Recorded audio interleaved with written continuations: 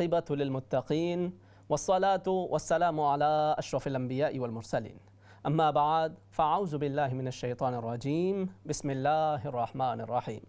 الطلاق مرتان فامساک بمعروف او تسریح باحسان صدق اللہ العظیم۔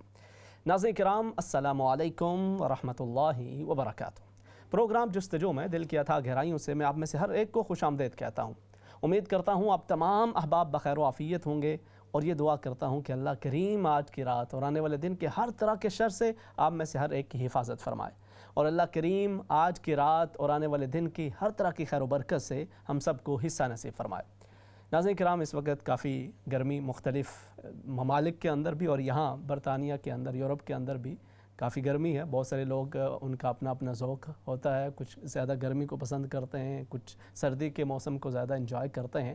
لیکن حقیقت یہ ہے کہ سردی ہو یا گرمی اگر اعتدال کے اندر رہے تو انسان زیادہ خوشی بھی محسوس کرتا ہے، اور یہ اس کے لیے، اس کی صحت کے لیے بھی زیادہ بہتر اور مناسب یہی ہوتا ہے کہ چاہے سردی ہے گرمی ہے، اعتدال کے اندر ہو۔ کوئی بھی چیز جب حد سے زیادہ بڑھ جاتی ہے تو پھر وہ نقصان کا سبب بھی بن جاتی ہے، اگرچہ کوئی بندہ اس کو انجوائے بھی کرتا ہو مگر پھر بھی اس کی صحت کے لیے اتنے اچھے اثرات نہیں مرتب ہوا کرتے۔ اسی طرح سے انسان کے جو رشتے ہیں ان رشتوں کے اندر بھی بسا اوقات گرمی سردی چلتی رہتی ہے۔ یہ بھی اگر اعتدال کے اندر رہے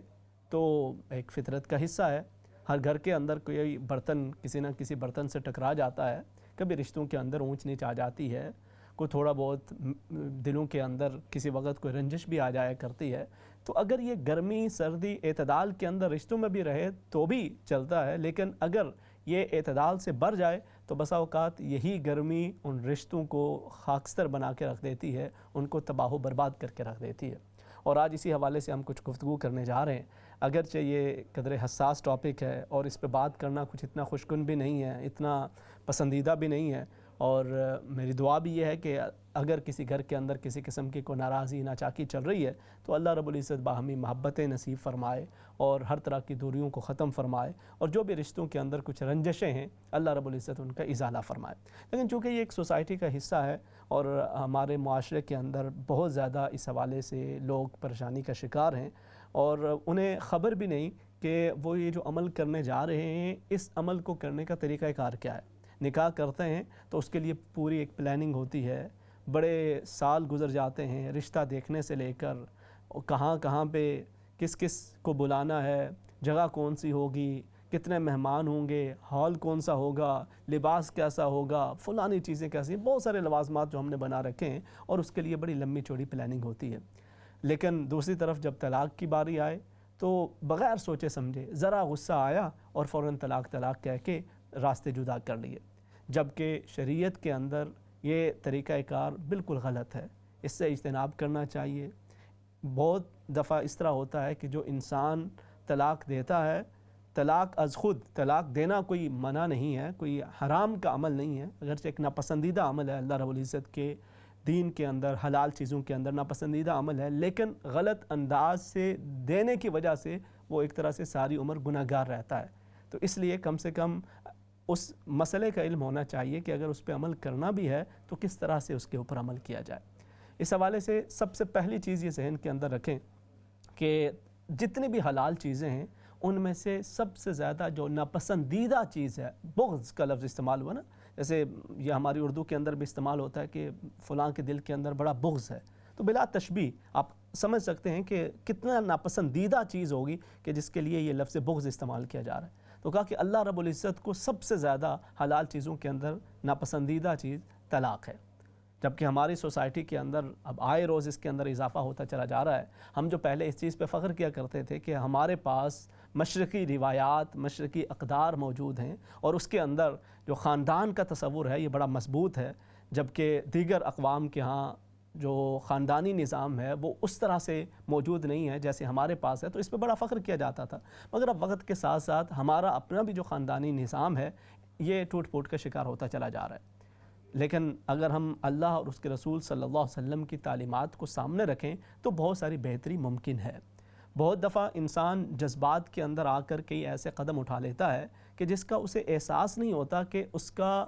اس دنیا کے اندر بھی اثر ہوتا ہے اور آخرت کے اندر بھی اس پہ عتاب ہوا کرتا ہے۔ اور اس کی وجہ یہی ہے کہ اگر ہم بنیادی جو دینی تعلیمات ہیں ان کو حاصل نہیں کریں گے تو پھر بہت ساری ایسی غلطیاں، ایسے قدم اٹھا دیتے ہیں کہ جن کا خمیازہ ہمیں دنیا و آخرت کے اندر بھگتنا پڑتا ہے۔ انہی میں سے ایک یہ معاملہ ہے۔ نبی کریم صلی اللہ علیہ وسلم کی تعلیمات اس حوالے سے ہمارے سامنے بڑی واضح موجود ہیں، اور یہ تو ایک ایسا مسئلہ ہے کہ قرآن حکیم کے اندر اللہ رب العزت نے بڑی تفصیل کے ساتھ اس کا ذکر فرمایا ہے اور اس کے مختلف پہلوؤں کے حوالے سے ہماری رہنمائی فرمائی ہے۔ دیکھیں، گھر کے اندر رنجش ہو جانا، کوئی تھوڑی بہت ناراضی ناچاکی ہو جانا ایک معمول کا حصہ ہے، لیکن ہمارے ہاں سوچا یہ جاتا ہے کہ کوئی نہیں، وقت بڑی مرہم والی چیز ہے، وقت سب سے بہترین مرہم ہے، وقت گزرنے کے ساتھ ساتھ سب کچھ ٹھیک ہو جائے گا۔ لیکن ضروری نہیں ہے کہ ایسا ہی ہو۔ اگر کسی کو چوٹ لگی ہے، اس کے ہاتھ سے خون بہہ رہا ہے، تو وہ یہ تو نہیں کہے گا کہ نہیں یہ خون بہتا رہے، کوئی نہیں، خیر ہے، وقت بہت بڑا مرہم ہے، خود بخود ٹھیک ہو جائے گا۔ کسی کو خدا نخواستہ کوئی شدید قسم کا مرض ہے تو اب وہ یہ نہیں کہے گا کہ میں بیٹھے انتظار کرتا رہوں، وقت بہت بڑا مرہم ہے، وہ یہ خود بخود اس مرض کو ٹھیک کرتا چلا جائے گا، بلکہ وہ ڈاکٹر کے پاس جاتا ہے، علاج کی کوشش کرتا ہے اور اپنی طبیعت کو، اپنی بیماری کو بہتر کرنے کے لیے پوری تگ و دو کرتا ہے، اور ساتھ وقت گزرنے کے ساتھ ساتھ دوائی کے استعمال کا فرق بھی پڑتا ہے اور صحت انسان کی اکثر و بیشتر بہتر ہوتی چلی جاتی ہے۔ تو اسی طرح سے یہ رشتوں کے معاملات ہیں، ان کے اندر بھی اگر کہیں پر کوئی مرض واقع ہو جائے، کوئی رنجش آ جائے، تو اس کو اگنور نہیں کرتے رہنا چاہیے، بلکہ اس کو ایڈریس کرنا چاہیے، اس کو ڈسکس کرنا چاہیے۔ سب سے پہلی اور بنیادی چیز ہی جو ہمیں اس حوالے سے ملتی ہے کہ رشتوں کے اندر اگر کوئی ناراضی ناچاکی ہے، فَاعِظُوهُنَّ، تو اس کے حوالے سے بات چیت کی جائے، خاوند بیوی سے بات کرے کہ آخر کیا معاملہ ہے، کس وجہ سے ہماری ناراضی ناچاکی بڑھتی چلی جا رہی ہے، کیونکہ اس معاملے کے اندر یہ جو رشتہ ہے، ازدواج ہے، اس کے اندر وَلِلرِّجَالِ عَلَيْهِنَّ دَرَجَةٌ، خاوند کے بھی حقوق ہیں، بیوی کے بھی حقوق ہیں، تو خاوند کو کسی امر کے اندر کچھ ایک درجے کے حوالے سے اللہ رب العزت نے فرمایا کہ اس کو ایک اپر ہینڈ حاصل ہے، تو اس کی ذمہ داریاں بھی زیادہ بڑھ جاتی ہیں، اس کو پھر ان ذمہ داریوں کو بھی پورا کرنا پڑتا ہے۔ تو یہ اس کی ذمہ داری ہے کہ اگر اس طرح کا کوئی مسئلہ بن رہا ہے تو وہ اس کو حل کرنے کے لیے تمام کوششیں کرے، اور دوسری طرف جو بیوی ہے اس کی بھی یہ ذمہ داری ہے کہ وہ بھی اس پرابلم کو سالو کرنے کے لیے خاوند کا ساتھ دے، اور بیٹھ کر بہت سارے معاملات ڈسکشن سے ختم ہو سکتے ہیں، مگر بدقسمتی سے ہمارے ہاں یہ جو پہلی چیز ہے اسی کی طرف توجہ نہیں دی جاتی۔ وہ گھر بر کوئی ناراضی ناچاکی، اگر دل کے اندر کوئی رنجش ہو بھی تو بس وہ دل کے اندر رکھ دی جاتی ہے، کہا نہیں جاتا۔ بعد کے اندر وہی بات جو سال پہلے، 2 سال پہلے، چند ماہ پہلے سنی تھی، کہی گئی تھی، اسی کی بنیاد کے اوپر کوئی بہت بڑا جھگڑا ہوتا ہے اور گھر تباہ و برباد ہو کے رہ جاتے ہیں۔ تو اس کے بجائے انسان کھل کے بات کر لے، کیونکہ بسا اوقات ہوتا کیا کہ ہماری طبیعتیں مختلف ہیں، ہر انسان کا اپنا اپنا مزاج ہے، اپنی اپنی طبیعت ہے۔ کوئی چیز ہو سکتا ہے کہ خاوند کے لیے بہت ہی ناگوار ہو، بیوی کے ذہن کے اندر اس کو اتنا برا نہ سمجھا جا رہا ہو، دوسری طرف بیوی کے لیے ہو سکتا ہے کوئی چیز انتہائی ناپسندیدہ ہو، خاوند کو اس کا احساس ہی نہ ہو، وہ اسے بالکل معمولی سمجھتا ہو۔ تو اگر آپ کو کوئی چیز ایسی محسوس ہوتی ہے کہ جو آپ کے خاوند کے اندر ہے اور آپ کو ناپسند ہے، یا خاوند کو لگتا ہے کہ بیوی کی کوئی اس کی عادت ایسی ہے کہ جو اسے ناپسند ہے، تو وہ کھل کے ایک دوسرے کو اس حوالے سے آگاہ کریں، تاکہ پتہ تو چل جائے کہ مسئلہ کیا ہے، ناراضی کیوں ہو رہی ہے، گھر کے اندر بے سکونی کا سبب کیا ہے۔ ایک دوسرے کے ساتھ کھل کے اس چیز کو ڈسکس کر لیا جائے، اور جب وہ ڈسکس کیا جائے تو اس کا بعد مطلب یہ نہیں ہے کہ اب پھر کہیں کہ اچھا اب مجھے پتہ چل گیا ہے کہ تم کس چیز سے تنگ پڑتی ہو، اب دیکھنا میں تمہیں کیسے مزہ چکھاتا ہوں، یا پھر خاتون کہیں کہ پتہ تو اب چلا ہے نا کہ تمہیں کس چیز سے زیادہ تکلیف ہوتی ہے، تو اب میں تمہیں دن میں بھی تارے دکھاؤں گی، اب میں تو یہ ڈبل کر کے دکھاؤں گی۔ تو اس کے بجائے جو اگر ایسی چیز معلوم ہوگی ہے کہ جس کی وجہ سے رنجشیں بڑھ رہی ہیں، تو اس کو ختم کرنے کی کوشش کی جائے۔ ہمیں دین کے اندر، اسلامی تعلیمات کے اندر نبی کریم صلی اللہ علیہ وسلم نے کیا سکھلایا ہے؟ فرمایا المسلم من سلم المسلمون من لسانہ و یدہ۔ مسلمان کون ہے؟ وہ جو لمبی لمبی نمازیں پڑھتا ہو، جو لمبے لمبے اذکار کرتا ہو، جو لمبی لمبی تسبیحات پڑھتا ہو، جس کے لمبے لمبے نوافل ہوں۔ نہیں، یقیناً ان تمام چیزوں کے اپنے فوائد ہیں، اپنی برکات ہیں، اس کا اپنا ثواب ہے، اس کا اپنا اجر ہے،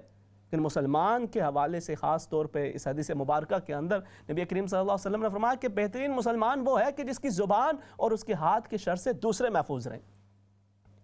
تو وہ گھر سے شروع ہوتا ہے نا، یہ تو نہیں ہے کہ گھر کے باہر والے محفوظ رہیں، گھر کے اندر جو مرضی کرتے رہیں، ہم گھر کے اندر جس طرح مرضی زبان کے ساتھ، ہاتھ کے ساتھ، اپنے عمل کے ساتھ دوسرے کو اذیت پہنچاتے رہیں، تکلیف پہنچاتے رہیں، ایسا تو نہیں ہے۔ ایک بہترین مسلمان. پھر نبی کریم صلی اللہ علیہ وسلم نے ایک دوسری حدیث مبارکہ کے اندر ارشاد فرمایا خیرکم خیرکم لأہلہ، تم میں سے سب سے بہترین وہ ہے کہ جو اپنے گھر والوں کے لیے سب سے اچھا ہے. وانا خیرکم لأہلی، اور میں تم سب میں سے اپنے گھر والوں کے لیے سب سے بہترین ہوں. تو خاوند کی یہ ذمہ داری بنتی ہے کہ وہ اپنی بیوی کے حقوق کا خیال رکھے، اس کے ساتھ حسن سلوک کے ساتھ پیش آئے. اگر کوئی اونچ نیچ ہو جاتی ہے، کوئی چیزیں ایسی ہوتی ہیں کہ ان کو اگنور کر کے بات کو رفع دفع کیا جا سکتا ہے تو وہ عمل کرے. اور دوسری طرف بیوی کا بھی یہی حق ہے کہ وہ بھی جہاں تک ممکن ہو سکے معاملے کو بگاڑنے کے بجائے اس کو سنوارنے کی کوشش کیجیے. ایک طرف تو نبی کریم صلی اللہ علیہ وسلم نے یہ خاوند کے حوالے سے ذکر کیا نا کہ بہترین وہ ہے کہ جو اپنے بیوی بچوں کے ساتھ سب سے بہترین ہے. دوسری طرف بیوی کو بھی یہ بتایا کہ وہ خاتون جو اس دنیا سے اس حال کے اندر جائے کہ اس کا خاوند اس کے ساتھ خوش ہو تو یہ اللہ رب العزت کی جنت کے اندر داخل ہو جائے گی. کیوں اتنا اجر کیوں ہے؟ کیونکہ یہ اس بات کی علامت ہے، یہ اس خاوند کی، اس بیوی کی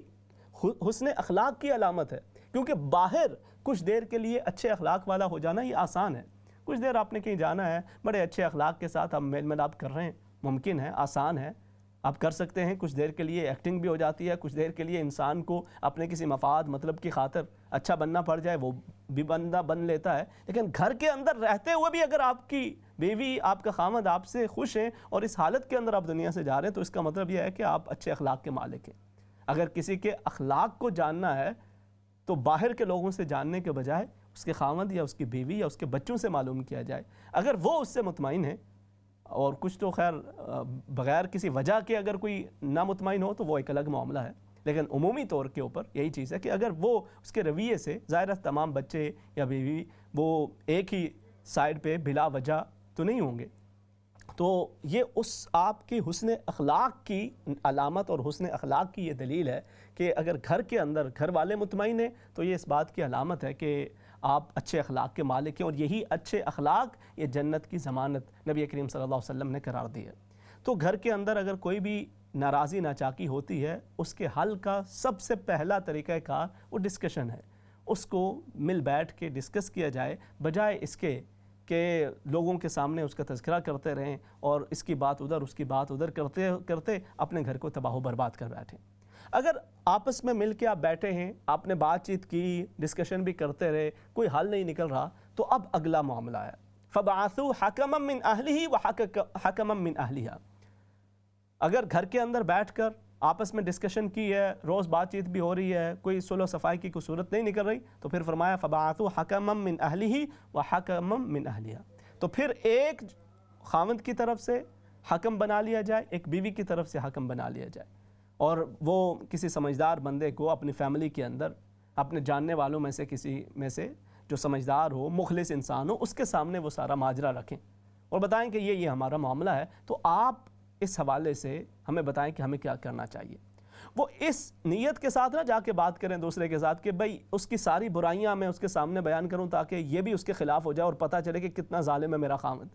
یا کتنی بری ہے میری بیوی. اس نیت کے ساتھ وہ اس کے سامنے جا کے بات نہ کر رہا ہوں، بلکہ اس نیت کے ساتھ کہ یہ ہماری رہنمائی کریں تو ہمارے درمیان کو صلح و صفائی کی صورت بن جائے، اور یہ جو رشتے کے اندر ایک خرابی پیدا ہو چکی ہے، نقص پیدا ہو چکا ہے، اس کو ختم کیا جائے اور ہم ہنسی خوشی اپنے گھر کے اندر رہ سکیں.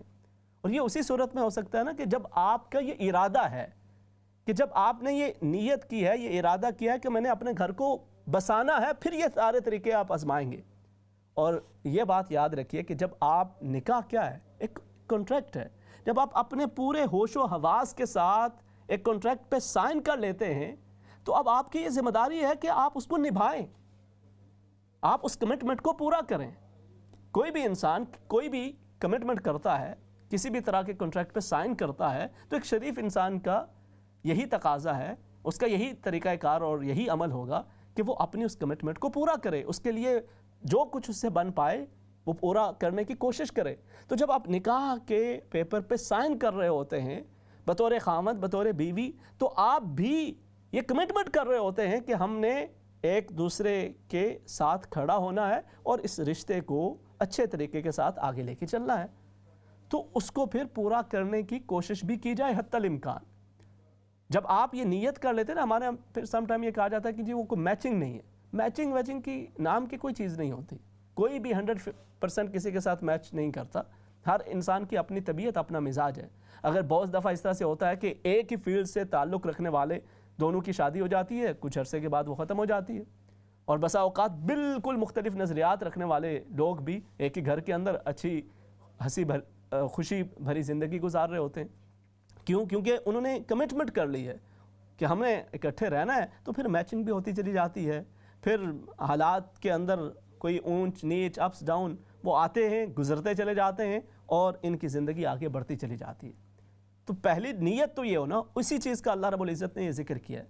کہ وہ حکم بنائے، ایک خامند کی طرف سے ہو، ایک بیوی کی طرف سے ہو، وہ مخلص لوگ ہوں، وہ ساتھ ان کو مشورہ دیں کہ اگر خامند کے اندر کوئی برائی دیکھیں، خامی دیکھیں تو اسے بتائیں. اب خامند اور بیوی ان سے یہ توقع نہ کر رہے ہوں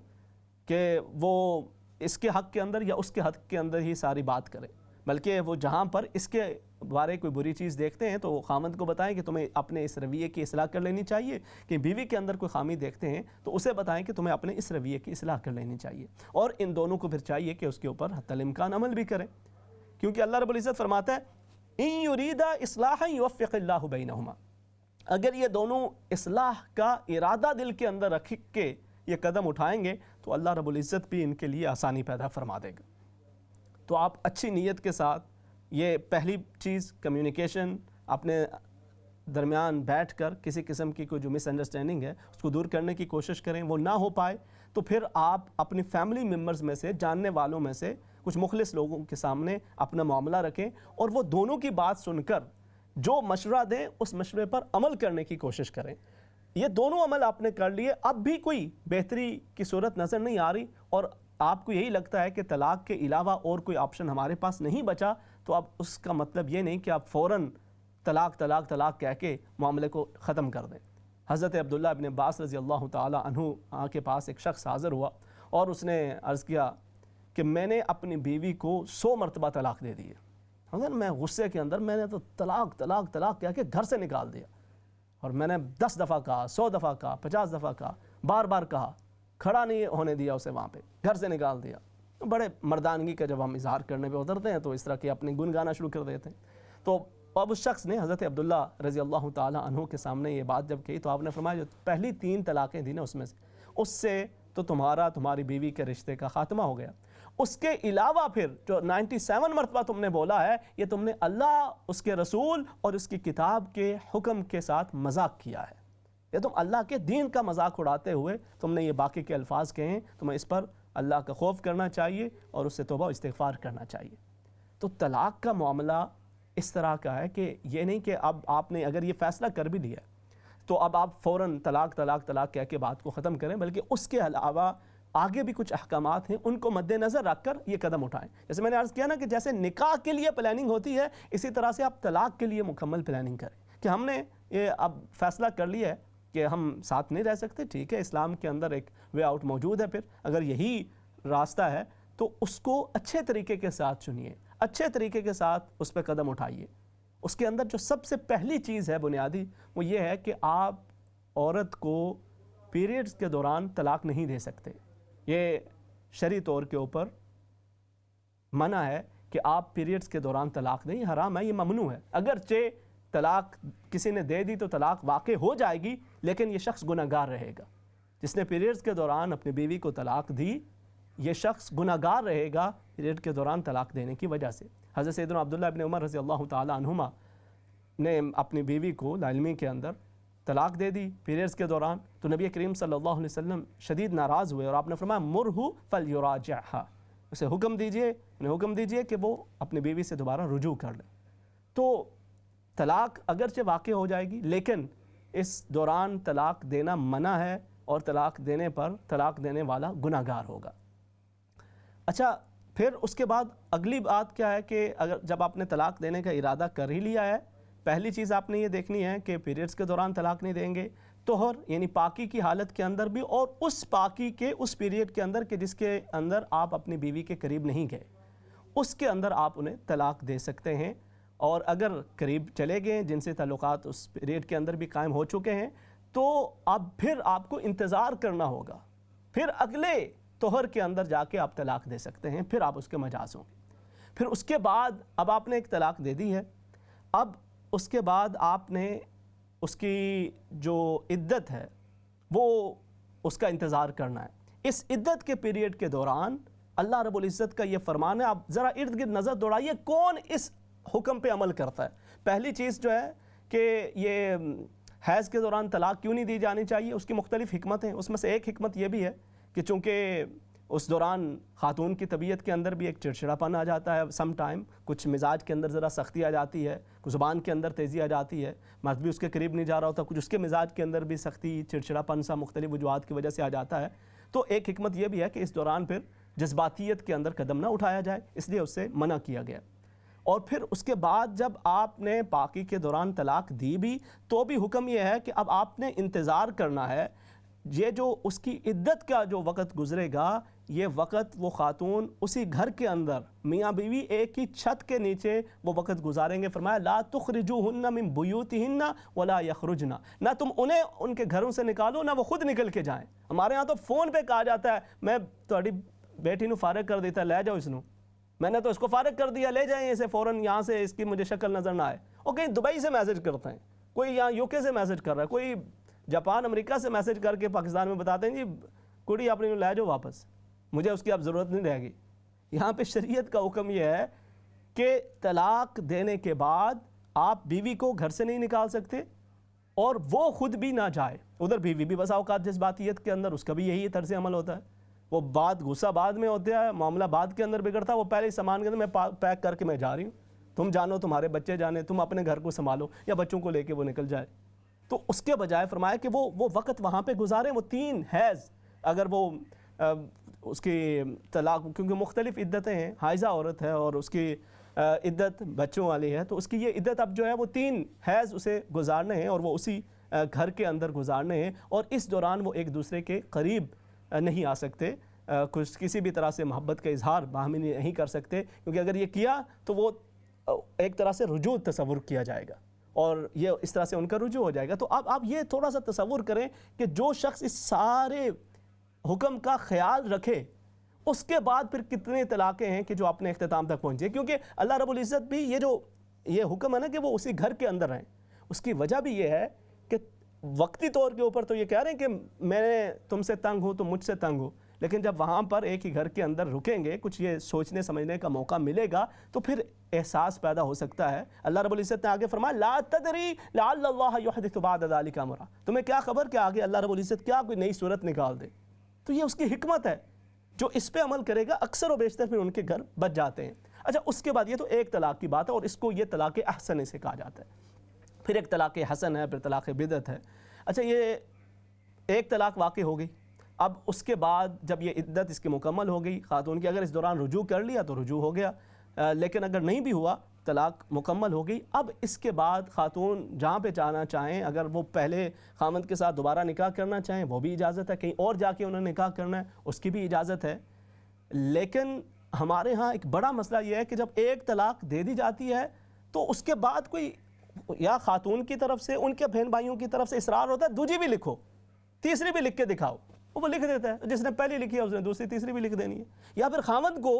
یہ ہوتا ہے کہ میں نے 3 پوری لکھنی ہے تو تبھی طلاق مکمل ہوگی۔ بھئی طلاق ایک سے بھی مکمل ہو جاتی ہے، اس کے بعد اب دونوں کو اپنی اپنی اجازت ہوتی ہے، آپ جس طرف بھی جانا چاہیں، جو بھی اپنی زندگی کا فیصلہ کرنا چاہیں وہ کر سکتے ہیں، اور یہی کافی ہوتی ہے۔ اس کے علاوہ آگے زیادہ معاملات کے اندر پڑھنے کی ضرورت نہیں ہے، لیکن اگر کرنا ہی ہو تو بالکل یقیناً اس کا بھی جو ہے آپشن موجود ہے۔ یہ سب سے ایک بہترین طریقہ کار ہے جو قرآن حکیم کی تعلیمات کے مطابق طلاق دینے کا طریقہ ہے۔ اگر کبھی خدا نخواستہ ایسی ضرورت پڑے تو آپ اس طریقے پہ عمل کریں تاکہ آپ کو بھی احساس ہو جائے، اور گھر بسا اوقات اکثر و بیشتر جو اس پہ عمل کرتے ہوئے اگر کوئی یہ قدم اٹھائے تو یقیناً اللہ کے فضل و کرم سے ان کے گھر بچنے ہی کی زیادہ امید ہوتی ہے، ورنہ جو ہمارا طرز عمل ہے اس کے ساتھ تو وہ گھر ویسے ہی اسی وقت ہم اجاڑ کے رکھ دیتے ہیں، اور اس سے بچے بھی پریشان ہوتے ہیں اور ہم خود بھی بعد کے اندر کفِ افسوس ملتے رہتے ہیں۔ اچھا، اس کے بعد پھر طلاق کے بعد کی جو حالت ہے جو ہمارے ہاں جو رویہ اختیار کیا جاتا ہے وہ بالکل ہی مختلف ہے، اور جو قرآن ہمیں تعلیم دیتا ہے وہ بالکل مختلف ہے۔ قرآن حکیم نے طلاق کے بعد کے جو احکامات دیے ہیں شاید ہی ہم میں سے کوئی اس پہ عمل کرتا ہو۔ یہاں غیر مسلموں کے اندر بسا اوقات اس پہ عمل نظر آ رہا ہوتا ہے، اگرچہ انہیں اس کا علم نہیں ہوگا، لیکن وہ اس اخلاقی طور پہ اس پہ عمل کر رہے ہوتے ہیں۔ اللہ رب العزت سب گھروں کو آباد فرمائے۔